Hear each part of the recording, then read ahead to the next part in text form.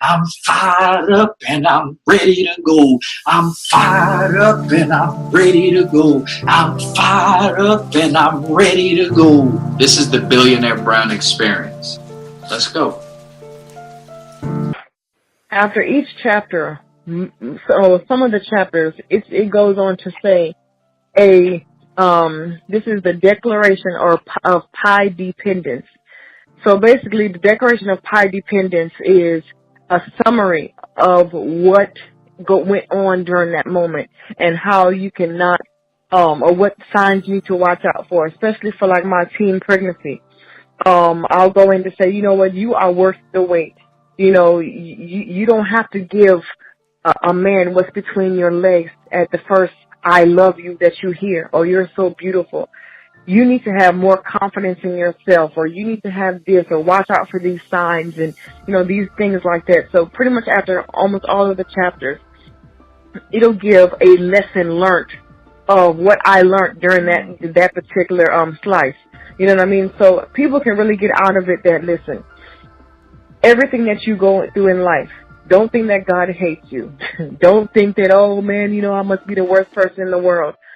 Just think of it, by you releasing your pain, by you releasing your hurt, you're going to be enabled to free somebody else.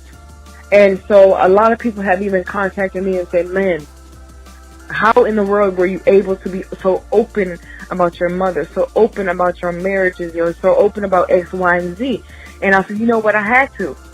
Because if I don't let it go, I'm slowly killing myself. All the doubt, the hurt, the shame, the pain, all the stuff that I had went through, if I keep that to myself, I'm selfish. There's going to be another girl who's going to go through the same stuff that I did and heard all the same things that I heard and think that that's cute, or think that that's the way life goes. And I have a 15-year-old at this point, and I said, and I refuse. I'm going to put all my energy I'm very transparent with her. I express everything to her. That, listen, I do not want you to go down that same road just because of somebody says this or somebody says that. So that's my main thing. You were talking about therapeutic. Absolutely. People say go to a psychiatrist, but to me, no psychiatrist can help me what's deep down inside. Only God can, because He knew why those moments happened. He knew why that particular person was strategically placed in those environments that I was in. He knew why that eventually I was going to have to come face to face with my own self. When you get past yourself, that is the only way that you will be able to make it in this world. Because I do believe that we can be our worst critic. We can be our worst enemy.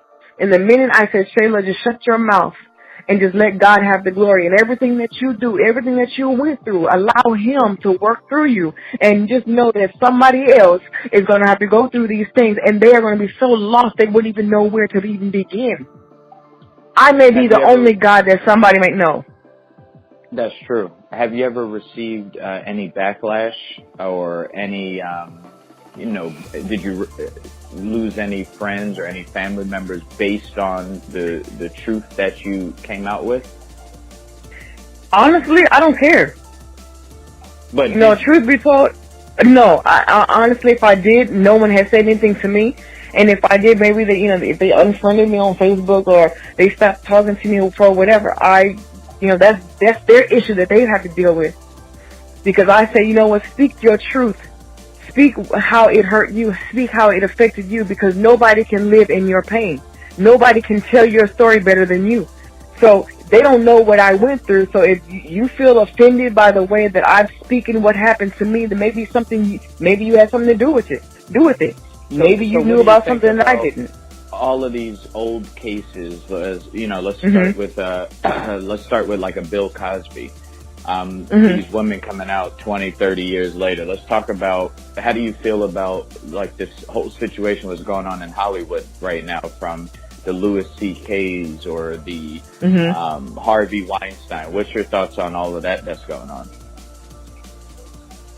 Honestly, I don't know. I think the rabbit hole goes a little bit deeper than what those women are portraying. And, to me, I don't know, because, you can't really say why those women came out 30, 40, 50 years later. Because again, when people are hurt, they tend to hold on to just because of victim, and then, just to play the victim or whatever else it is, and I believe that there's plenty of other people that maybe they could have talked to. I'm not even sure, but I don't know. I mean, Hollywood is crazy, and people will do anything for money. People will do anything for their little limelight. And to come against this man right when they did, if he did do it, okay, that's on him. If they're just making up some type of lies, it's going to eventually show out. The truth will eventually come out. So I don't think, I don't necessarily think that he did all that he did. It's becoming very common for people not to come out, like whether it's molestation or it's pedophile or it's all these experiences. That's why I like books like what you have, because you're revealing your truth. And like you said, that you never know. There couldn't be a girl that's looking up to you that has experienced the same thing. But she's not saying anything to anybody, and she's still dealing with it because she thinks it's normal. Yep. So, what is that like? It's in regards to, because, I don't know how to say this, but it's like, I could see how someone can hold something back so drastic in their life for 20, 30 years. But that's why I was asking you, like, did anyone not believe you? Like, why didn't you say anything for all these years? Because, again, I just felt like ashamed, and then I felt like no one was going to believe me anyway. So I was like, your mom believe maybe you when you told her? She pretty much ignored what I said. Because we were talking to my 15-year-old at the time, and she had made some choices, and then we were kind of just, my sister and I, we were just kind of talking to my daughter about, hey, look, this is what happened, X, Y, and Z. My mom was sitting right there, and when I told my daughter, my mom was sitting there. My sister came out and said something that happened to her as well. My mom just kind of sat there and was like, and she was like, see, this is why you don't hold on to things X, Y, and Z. But there was nothing further that was said to me about, well, who was it? What happened? Da, da, da. So, again, for me, I always felt like the black sheep anyway. So I said, I just figured, you know what, if nobody else cares, then whatever, I don't care either. So I just took it like that. Okay. And what's another slice of the pie? You mentioned, is pornography? You mentioned pornography. Is that one of the slices or no? No, that was in the whole molestation thing. Okay, and how did did you overcome that part, or? Oh yeah, Even when I met my husband. To what extent you said what happened? Were you involved in pornography? Oh Lord, it was like I was almost addicted to it. Watching it almost every single night. All the time. And then at first I was like, what the world is really going on with me? Why would I watch all of this stuff all the time? And then finally when my husband and I started becoming a little bit more closer, as far as not necessarily sexually, but just me talking and expressing my feelings and me opening up to him as well. I was like, can you just pray for me? I said, because I don't understand why these thoughts would come to me or why I want those certain things or whatever the case is.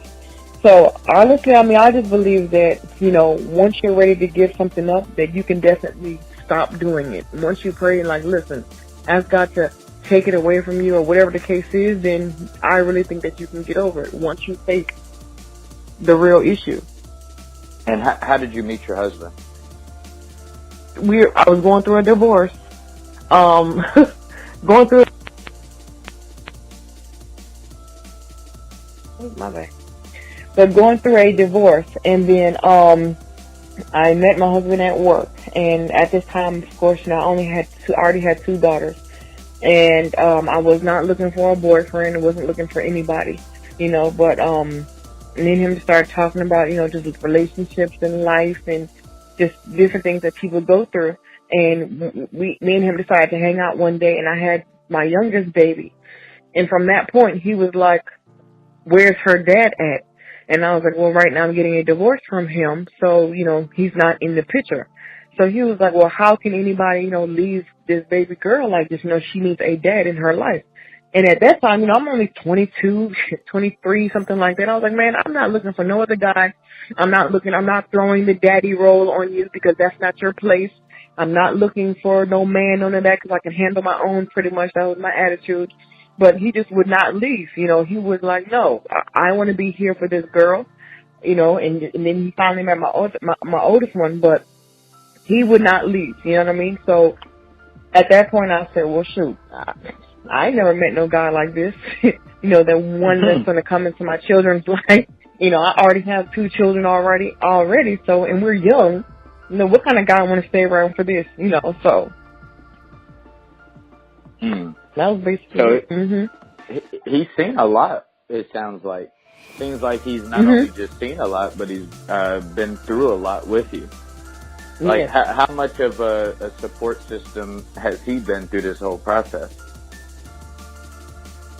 He's been a huge support. And if you remember, I was saying that he was willing to go down and take my charge for me. Yeah. So right then and there for me, I wouldn't say like, oh, at that point I knew he was the one, just off that little act. But over the years, especially back in the day, a lot of men are like, oh, I don't want to date a girl with no kids, and I don't have time for that, and they want to play the whole player role and things like that. It was just the little things that matter to me. I'm not a girl that I have to have the latest shoes and the purses and I don't got time for that. Like, I'm not that one, so when I kind of expressed that to him, I think that really opened up his eyes to say, you know what, you're not like all the rest of the girls that I've ever been with.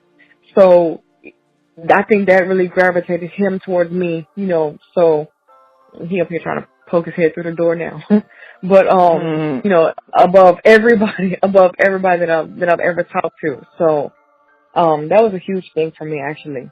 So and it was crazy. And one last little thing that my ex-husband actually told me that, I will never be with somebody else, that I was fat now and had stretch marks, and no one is going to want me because I have 2 daughters. And I remember that verbatim, exactly what he said. So, and then I look at my husband now and I'm like, you know what? See, because of his insecurity, look what I have now. You know what I mean? So. What's the worst thing that occurred in your life? The worst thing?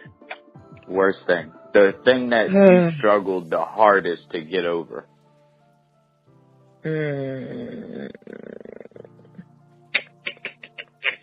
I would think the rejection of my parents. I think that is the most tragic thing, and even still today, to this, like right now as I speak, that's one of the biggest things that I struggle with. As a woman now and as a mother, I look to my mom. I want to ask her for advice, or I want to hang out with her and things like that. But it's like, why keep running to something that that does not accept you? Why keep opening up your arms for somebody to be on your side or whatever the case is when the feeling is not mutual? So but to what I really had to kind of. To what extent are you being rejected? Like, that seems, just for clarity, so we understand. Okay, there was a time when my husband and I, we were homeless and we were living out of our truck. And, of course, we went to the whole homeless shelters, went through the, not CPS, but social services, and went through all these different things. And I finally was like, you know what, I might have to ask my mom. So I asked my mom, and I was like, hey, Ma, we may need to live with y'all for a couple months, I said, because we just fell on hard times, X, Y, and Z. And the first thing that was said was, well, you need to go find a homeless shelter. And I'm like, well, we've been there already, been there, done that. And to me, if I have to lie or manipulate or do any of those things to get something, I don't think I need it. Why do I have to go to a social service office and cry and boo-hoo about something when it's evident that I do not have any of those things? So basically, anyway, she was like, okay, fine, I'll let you all in. But she did not allow my husband to stay. And I'm like, well, we are married. It's not like I'm shacking. I'm not like I'm booty calling. We're not playing house. You were at our wedding, even though you did not want